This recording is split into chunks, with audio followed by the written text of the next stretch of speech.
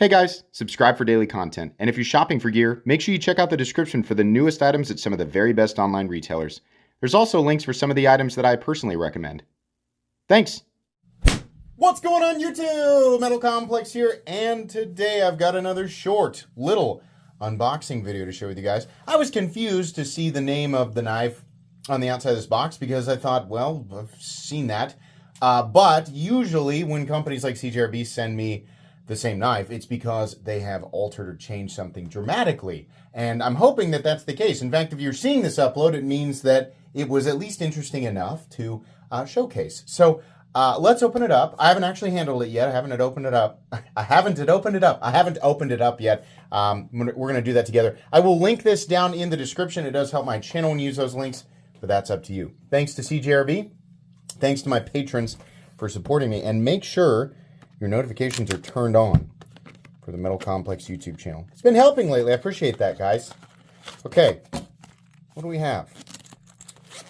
Well, we have a new variation, I guess, of the Pyrite. Is that true? It looks like the Buck 110. Oh boy, did they actually make?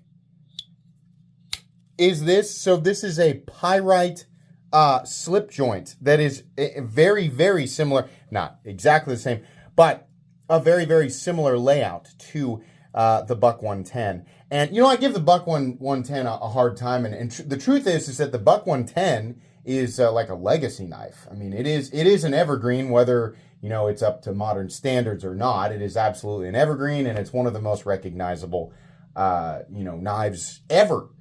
The reason I give it such a hard time is not actually because of the knife. It's because of the diehard, like, best knife ever is the Buck 110. Ain't no reason to innovate any further than the Buck 110.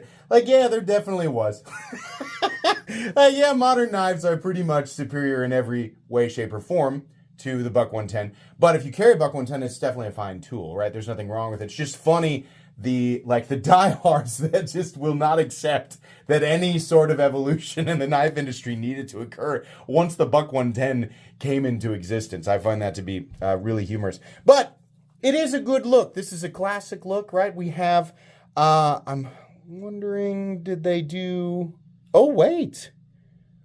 What did we do here? I can't actually read it. Let's zoom way in so that I can, yeah, it is RPM 9. So this will be, and should be, sorry, the zoom. My voice changes when I zoom in, sorry. This should be a very inexpensive knife. I am hoping, because this is probably, does it say on the outside? This is stonewashed aeroprime brass plus wood. So it is actually brass. So we have wood, we have steel for the spacer back here, and then we have brass. So it doesn't feel incredibly heavy.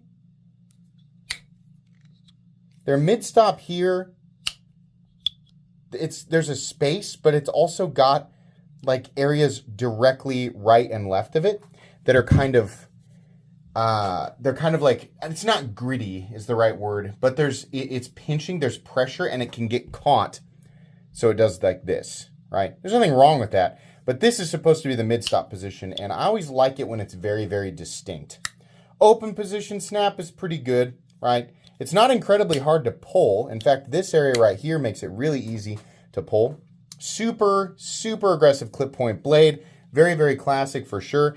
You can do, I don't know, I don't like pushing on I like the slip joints where I can do this and push it forward and it stops at an angle so it doesn't clip my finger. With this knife, I really want to use two hands. Number one, because it's at 90 degrees, and number two, the amount of force required, I just don't trust that I'm always going to have my index finger in exactly the right spot. But this is a good looking knife. Honestly, I was kind of hoping that this was going to be, you know, S35 yen or something like that, and then the knife would be like $100. Like, that would have been pretty cool, you know? I have said this before, and I'll probably continue to say it. I can completely and totally understand why Artisan Cutlery developed AR RPM 9, and I can understand why they would want to use it on their own knives. I'm going to guess that it's not very expensive to make, and it creates room for them to create markup, and they probably do pretty well with it, right? I'm sure there's lots of examples of this type of stuff all over the industry, and there's not necessarily anything wrong with it. AR RPM 9 isn't really a super special steel. It's pretty basic, but it's okay on knives that are, I would say, 50 or less. The problem is that Artisan Cutlery and CJRB, once we are below a certain price point, they don't even consider any other steel. Everything that they make is the same steel. It's fine if you guys want to use it, but holy moly, mix it up. I mean, your competitors are using so many different types of steel, and I have to imagine, doing pretty well because of it. I think you leave AR RPM 9 in there and keep it on your really inexpensive stuff, right? Keep it on your stuff that's going to be sub 40, right? And then once you get up a little higher, like mix it up and use some 14C28N, use some, some Nitro V, 154 cm, right?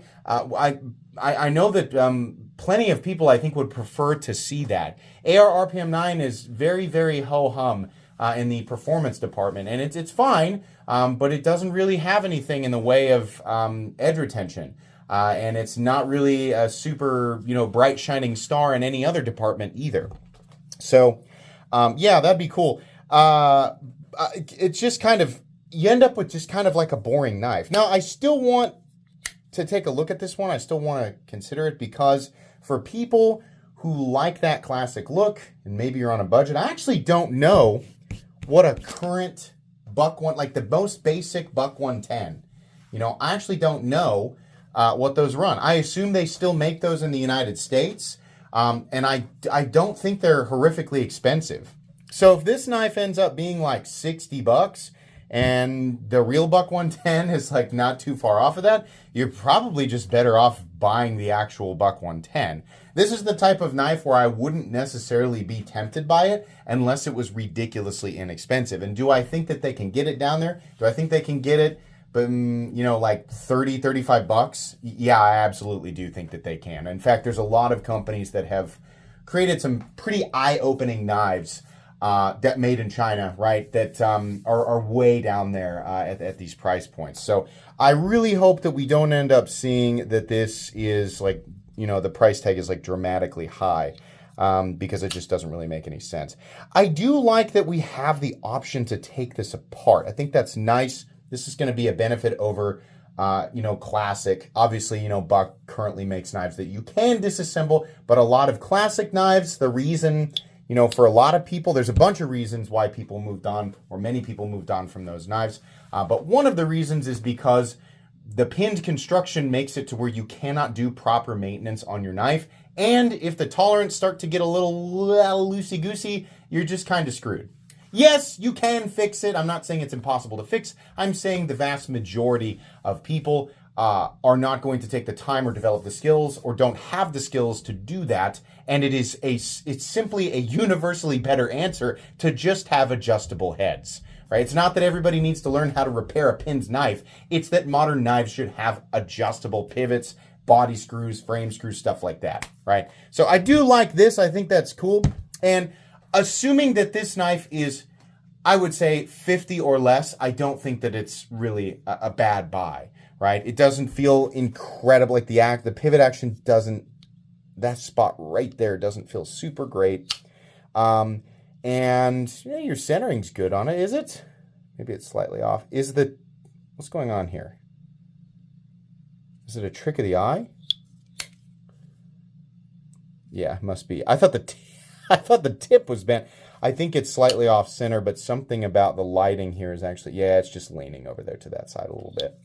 I don't know. This isn't the most impressive thing in the world to me, but if the price is low enough, then I guess. But I'm just not sure exactly where this is going to land at the moment. This is not a review. It's just an unboxing and first impressions. So you'll get a review of this knife down the road a bit. In the meantime, I will link this in the description so that if you want to check it out, you absolutely can. Please make sure to follow me on Instagram at metal_complex. If you enjoyed this video, leave a like. If you'd like to check out my other content, I do, of course, have lots of videos of knives that are either expensive or inexpensive that I do or don't like, so check those out. And if you enjoy all my content, go ahead and click on that Metal Complex logo right there and subscribe, because there's definitely more coming. Thanks again for watching, everybody, and have a great day.